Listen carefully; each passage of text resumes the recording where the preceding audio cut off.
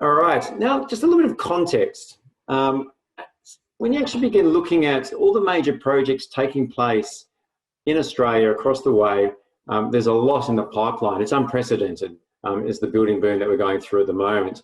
And this was actually back in 2019, some work done by Deloitte Access Economics. And when you can see the demand, a lot of these, you can see how it's actually going to change the fabric of our cities all across Australia.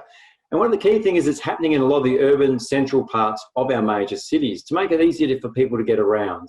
And this is actually pre-COVID, obviously, and even more demands is going on as things go through. So the question is actually begin looking at this build to meet the expanding size of our population and people moving out and about in our areas. How can we do it in a safe way that protects not only the community during the construction projects, but also those that are part of it and conducting the work as well, and very much making a bit of a shared responsibility moving forward.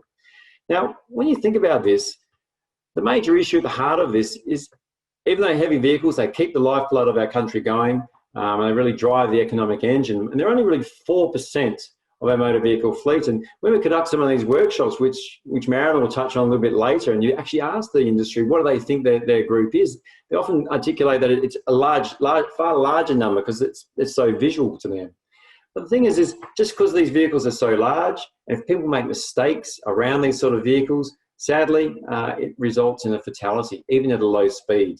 And it can be very unforgiving, unfortunately, in that sort of sense. So low speed could be 5, 10, 15 kilometres. Which is quite different.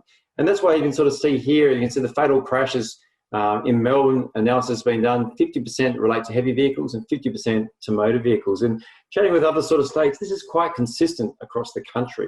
So it really gives a good context as to what can we do to go ahead and really protect those out on the road. And great, Peter, you're here, are you? I see you're online now.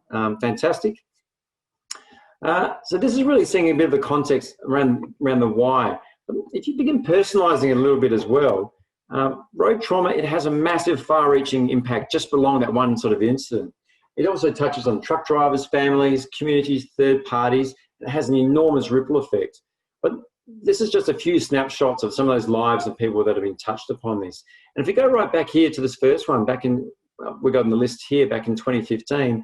Sadly, this is a lady called Rebecca Meyer, who was killed on the 9th of December up in 2015. So way back from that sort of point. And what the findings that came out of this sort of component was, unfortunately, the truck driver that was involved in it, he was driving a 2007 Kenworth tipper. He'd bought it 4 years prior, second hand. And basically, at the heart of the problem was his forward vision is restricted.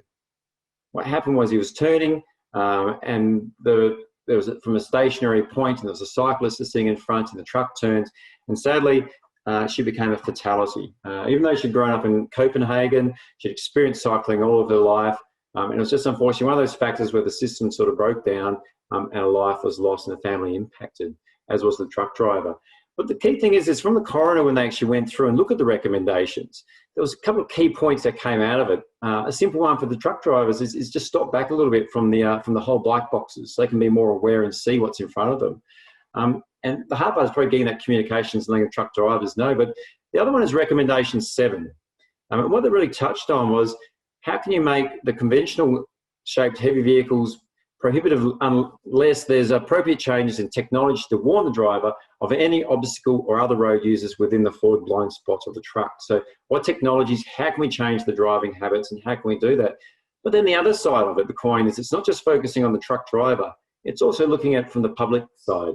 How can you disseminate information around car drivers, motorcyclists, and those sort of components to understand how to safely interact around the truck? What are the blind spots? What should you do to actually share the responsibility for those sort of components in protecting everyone when they're out on the road? And the sadly thing is we see the journey continues going. And obviously it's a continuous journey, and we'll continue to see that. And as the demand for these sort of projects continue, the risk exposure goes up at the same time for these sort of areas. And as I mentioned earlier, really the load is not just on the industry, the truck drivers, or the vulnerable road users. It's basically a shared responsibility. We all have our part to do. There's the community, the industry, the government, the construction projects, the whole chain, all working together to share that responsibility and keep everyone safe when they're out on the road. And that's really what we're sort of here for today. We're taking on a bit of a journey and walking you through how this could be going around doing it, and using these major projects as a great opportunity to protect everyone during these sort of areas. Now, back in 2015-16, the NRSPP identified, and we sort of looked at this, and we saw what this construction boom was going to be going. We saw what was going to be happening. So we sort of reached out and said, well, what is best practice? What is going on? Who can we explore? And that's where we sort of reached out to Transport for London. The NRSPP conducted a webinar with the Transport for London team in 2016. We then had another one with them in 2017, looking at the Fleet Operators Recognition Scheme, which is a core area of the CLOCS program. It led to us signing an MOU in 2018, which is all around the sharing, the collaboration, and TfL was very happy to share information to help Australia adapt and bring the program to its own, as long as we meet the high requirements of what TfL's sort of been looking at doing.